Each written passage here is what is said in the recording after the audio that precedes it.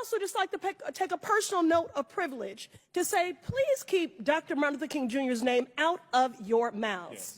Your perversion of his words and his mission, when his children have asked you to stop invoking his name and perverting his work when he was a proud and unapologetic black man fighting for equality for black Americans and all marginalized people. So you all are entitled to your opinions, but not a denial of the facts. But I'm not surprised that you would deny American history. A colleague across the aisle invoked the phrase of, we must do everything to stop government-sponsored oppression. Well, I've just enumerated numerous examples, which is exactly why we have legislation and an executive order to reverse this harm. And that is why I'm committed to opposing this bill and urge my colleagues to do the same. I thank my colleague, and I appreciate my Democrat colleague for exemplifying exactly the kind of oppression of freedoms that we're referencing. How about we'll quote whoever we want to quote? How about that's my First Amendment right?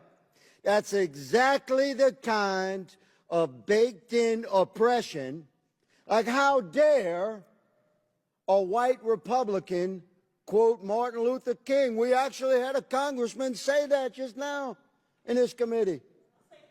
Well, thank you, good lady, for once again exemplifying the type of oppression that we stand against. You know I'm right. You know I'm right. Order. Mr. Higgins has the floor. And we will quote who we please to quote. A disgrace.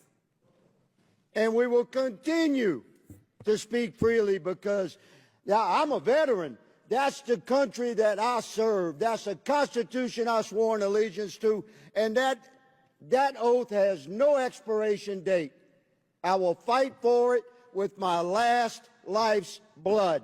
For my right to speak freely and yours, good lady.